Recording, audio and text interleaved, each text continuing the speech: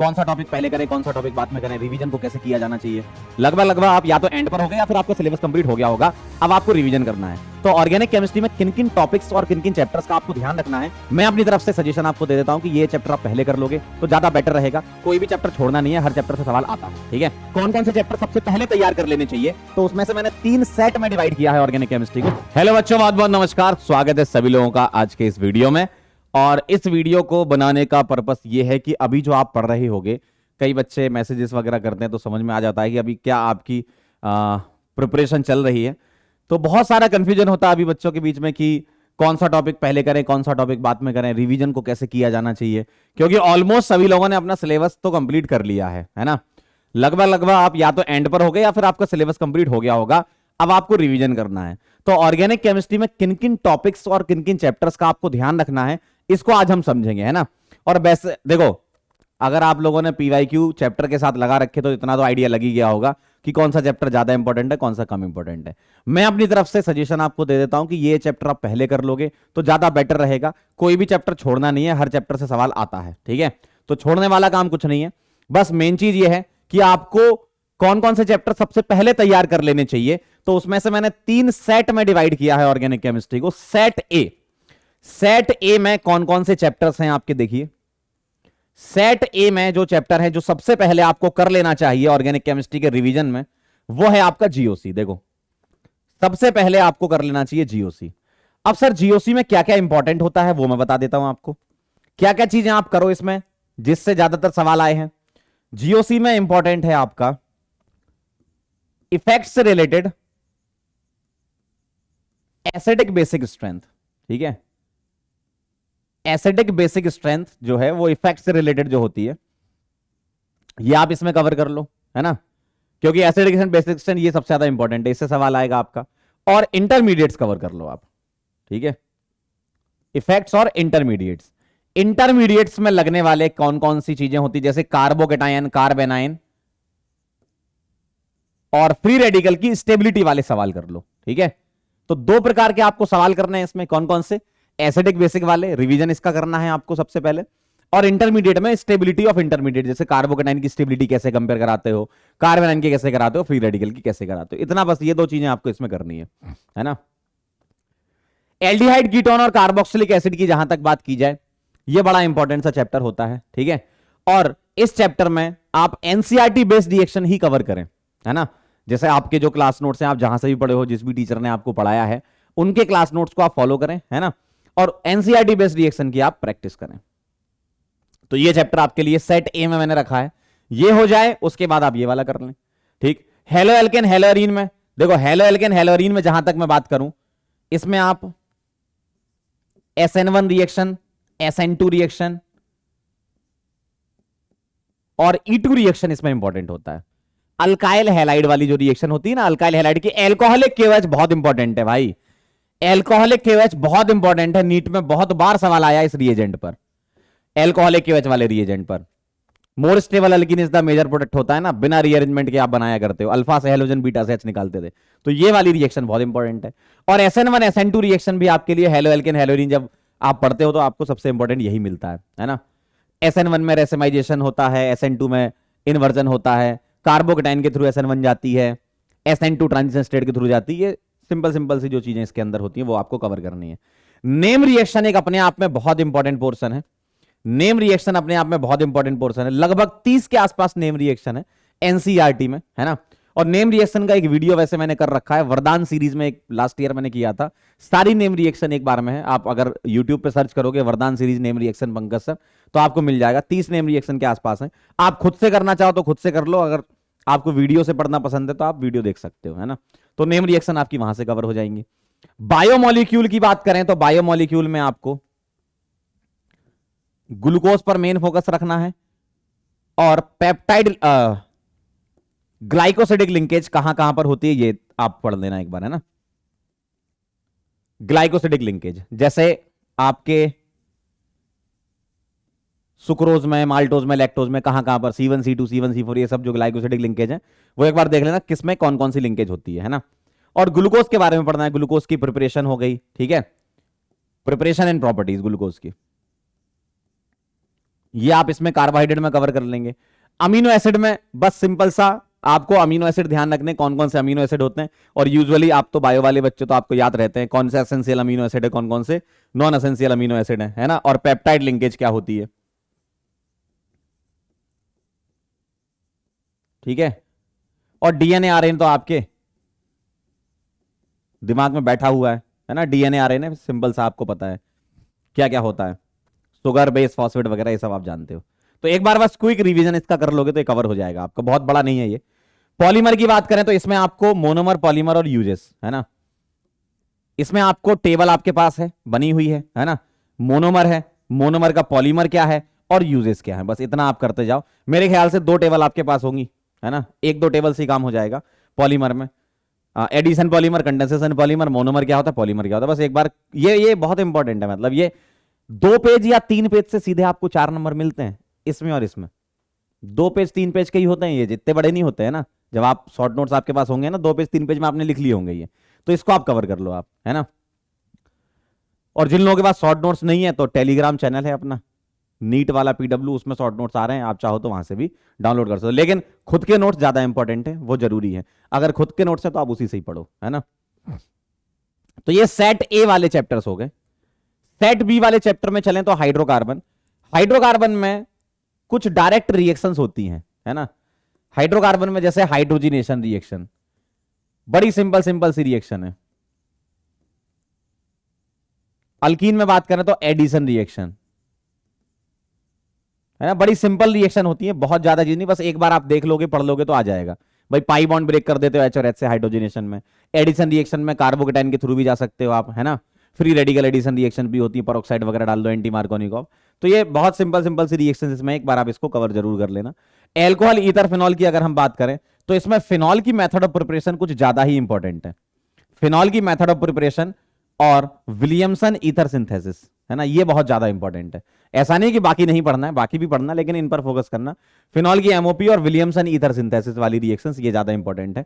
और एल्कोहल में आपका properties of alcohol, properties of alcohol ये सबसे पहले कवर करना। जब आप रिवीजन करने बैठो ना, ये सबसे पहले करना, उसके बाद फिर बाकी चीज करना है ना। सबसे पहले करना पूरा है, छोड़ना कुछ नहीं है ना। क्वालिटेटिव एंड क्वांटिटेटिव एनालिसिस में बहुत आसान चीज है। ठीक,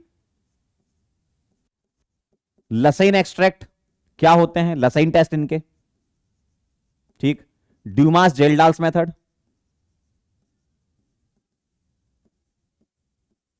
ठीक है, इनके सीधे फॉर्मूले, डायरेक्ट फॉर्मूले है ना, और केरियस के फॉर्मूले, सीधे सीधे फॉर्मूले हैं, एक पेज में काम हो जाएगा आपका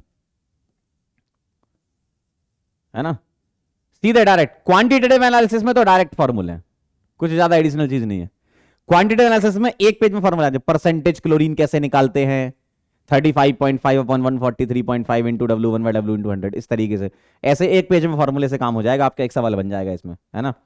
अमीन्स एंड डाइजोनियम में बड़ा सिंपल सा डायजोटाइजेशन वाली रिएक्शंस हो गई।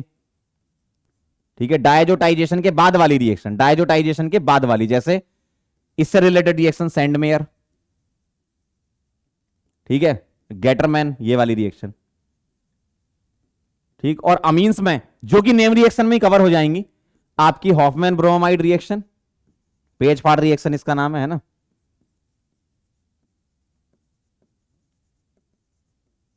और गैब्रियल थैलेमाइड रिएक्शन, ये आप नेम रिएक्शन करोगे तो वहां कवर हो जाएगी। ठीक है, तो ये सेट बी में रखा है, पहले सेट ए करना, उसके बाद सेट बी पर आना। और सेट सी में क्या रखा है, आईयूपीएसी आइसोमेरिज्म है ना। आईयूपीएसी का सवाल शायद ही किसी का गलत हो, सबको ही आता है आईयूपीएसी है ना, तो ये तो आप जानते हो, बेसिक रूल वाले सवाल होते हैं, ये तो आपको आते हैं। आइसोमेरिज्म में, आइसोमेरिज्म में स्ट्रक्चरल आइसोमेरिज्म, ठीक, डायरेक्ट रिलेशन वाला, चेन आइसोमर है कि नहीं, पोजीशन आइसोमर है कि नहीं, मेटामर है कि नहीं, फंक्शनल है कि नहीं, बड़ी सिंपल सिंपल सवाल होते हैं। और ज्योमेट्रिकल, ज्योमेट्रिकल आइसोमेरिज्म में आपको सिंपल सा डबल बॉन्ड वाला ज्योमेट्रिकल आइसोमेरिज्म करके जाना है, C वाला, कि कौन जीआई एग्जिबिट करता है कि नहीं करता। मतलब एग्जीबिशन पर बेस्ड सवाल आ सकता है, एग्जीबिशन पर बेस्ड सवाल आ सकता है कि एग्जीबिशन ऑफ जीआई बता दो जरा। ठीक, और ऑप्टिकल आइसोमेरिज्म में बिल्कुल सिंपल वाले सवाल, जैसे एनेंशियोमर पेयर क्या होता है, ठीक है, ऑप्टिकली एक्टिव कौन सा है कौन सा नहीं है, कायरल कार्बन से देख के आप जो कर लेते थे है ना, प्लेन ऑफ सिमेट्री वगैरह से कर लेते थे। तो ये सिंपल रिलेशन वाले सवाल जो होते हैं, बहुत ज्यादा डीप में नहीं जाना, सिंपल रिलेशन वाले सवाल पे। और कन्फर्मर में ब्यूटेन का कन्फर्मर करना है, ठीक। साइक्लोहेक्सेन का एक लाइन होती है, कौन सा फॉर्म ज्यादा स्टेबल कौन सा कम, चेयर, ट्विस्ट बोट, बोट और हाफ चेयर, है ना। तो साइक्लोहेक्सेन में सिर्फ ये करना है। और यहां पर एक गॉच इफेक्ट है जिसमें हाइड्रोजन बॉन्डिंग से गॉच ज्यादा स्टेबल हो जाता है एंटी से, ठीक है, ये आप कर लेना। मतलब 5-5 मिनट के टॉपिक हैं ये, है ना। केमिस्ट्री इन एवरीडे लाइफ की बात करें तो मेडिसिन आपको याद होनी चाहिए, है ना। मेडिसिन आपको याद होनी चाहिए। मैंने वैसे इसका एक लेक्चर ले रखा है उम्मीद सीरीज में, केमिस्ट्री इन एवरीडे लाइफ का, उसमें ट्रिक बता रखी दवाइयों के नाम कैसे याद रखें। आप लोगों ने याद कर रखी है जहां से भी, बहुत बढ़िया, उसी को रिवाइज कर लेना आप, है ना। एनवायरमेंटल केमिस्ट्री में वाटर पॉल्यूशन और एयर पॉल्यूशन, ये इंपॉर्टेंट है ना। सैंड वाला पॉल्यूशन उतना इंपॉर्टेंट नहीं है, लेकिन ये सबसे पहले आपको करना है। मतलब स्मॉग क्या होता है इसमें, ये सारी चीजें आपको पता होना चाहिए। ग्रीन हाउस गैसेस क्या होती हैं, है ना। मतलब ये 5-5, 10-10 मिनट के हैं, ग्रीन हाउस गैसेस, ठीक है। एसिड रेन में पीएच क्या होती है,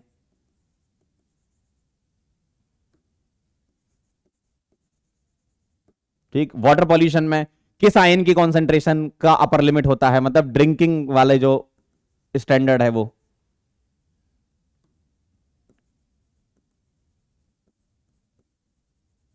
ठीक है। तो ये आप यहां से देख लेना, है ना। मतलब वो लिमिट जो होती है ना, अपर लिमिट 1 ppm से कम, 50 ppm, 50 ppb, 500 ppm, ये वाले, है ना। सल्फेट हो गया, NO3 माइनस हो गया, आपका लेड हो गया, फ्लोराइड हो गया, किससे कौन सी बीमारी होती है, किसकी डेफिशिएंसी से, किसके एक्सेस होने से, है ना।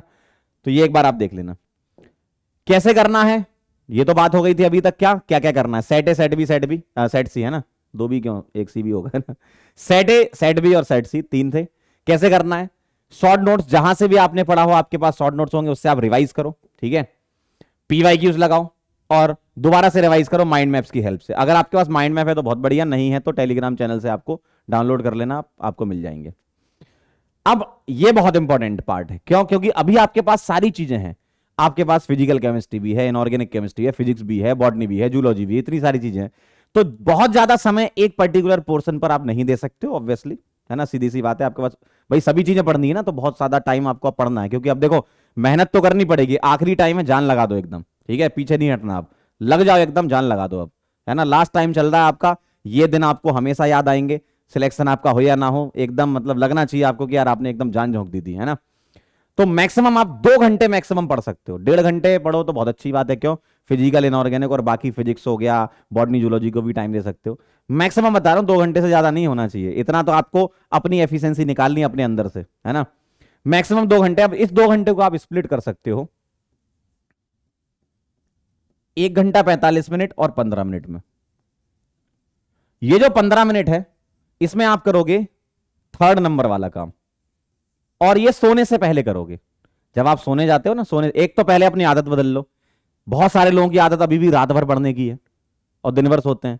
बेटा 2 से 5:30 का टाइम अब आप फिक्स कर लो कि 2 से 5:30 तुम्हें पढ़ना है, क्योंकि पेपर 2 से 5:30 ही होगा। उस समय आपका दिमाग हाईली एक्टिवेटेड स्टेट में होना चाहिए, नहीं तो कई बार क्या, नींद के चक्कर में पेपर खराब करे आते हैं लोग। मतलब कई बच्चे मैंने अपने करियर में ऐसे देखे हैं, ऐसे देखे हैं, ऐसे देखे हैं, बढ़िया तैयारी थी, सब कुछ अच्छा था, एग्जाम वाले दिन सब रायता फैला देते हैं। तो ऐसा नहीं करना, ठीक है। तो 2 से 5:30 आप अपना टाइम शेड्यूल अप कर लो। अब 1 महीना है, बायोलॉजिकल क्लॉक सेट कर लो अपनी, ठीक है। और ये 15 मिनट वाला काम सोने से पहले, है ना। मतलब ये जो माइंड मैप की मदद से आप हेल्प ले रहे हो, या जो रिवाइज कर रहे हो, या फिर आप शॉर्ट नोट्स को भी रिवाइज कर सकते हो, है ना। तो यहां पर आपको क्या करना है, 15 मिनट माइंड मैप और शॉर्ट नोट्स रिवाइज करना है। Mind map, short notes revise करना है, ठीक है। अब ऐसा भी हो सकता है कई बच्चों के पहले से कुछ चैप्टर तैयार हो, भाई पढ़ते भी तो हैं बच्चे, ऐसा थोड़ी कि अभी पढ़ना चालू करना है, पहले से भी तो पढ़ते हुए आ रहे हो सालों साल, है ना। तो अगर तुम्हारे पहले से कुछ चैप्टर तैयार हैं, बहुत बढ़िया, उनको साइड कर दो, उसको बस थोड़ा सा रिवाइज कर लेना, आधे घंटे 1 घंटे में तो काम हो जाएगा, है ना। इतना तो कॉन्फिडेंस रहता ही है। कई चैप्टर ऐसे होते हैं कि यार ये तो बहुत मजेदार चैप्टर था हमारा, ये तो हमें बहुत अच्छे से आता है, सवाल भी हमसे बन जाते, PYQ बना ली हमने। लेकिन जो चैप्टर आपके कमजोर हैं या जिनमें थोड़ा थोड़ा कॉन्फिडेंस नहीं आ पा रहा है, उनके लिए करना ये सारा का सारा चीज, ठीक। तो 1 घंटा 45 मिनट और 15 मिनट में आपने इसको स्प्लिट कर लिया, 15 मिनट आप रिवीजन करोगे, और 1 घंटा 45 मिनट में आप इसको भी डिवाइड कर लो कि 45 मिनट हम शॉर्ट नोट्स अपने रिवाइज करेंगे, बार बार रिवीजन करेंगे, लिख लिख के देखेंगे। रगड़ना पड़ेगा भाई, इस समय मौका अब आ गया है एकदम आखिरी दाव खेलने का तुम्हारा, है ना। 45 मिनट हम लिख लिख के रिवाइज करेंगे जब तक एकदम दिमाग में ना बैठ जाए, और 1 घंटे आपको पीवाईक्यूज एंड आप जहां से भी क्वेश्चन लगा रहे हो उसकी प्रैक्टिस कर लो, ठीक है। 1 घंटा आपको क्या करना है, पीवाईक्यू लगा रहे हो या फिर पीवाईक्यू आपके हो गए हो या कहीं और से आप क्वेश्चन कर रहे हो तो बिल्कुल कर लो, है ना। तो पीवाईक्यूज प्लस क्वेश्चन प्रैक्टिस आपको यहां पर करनी है।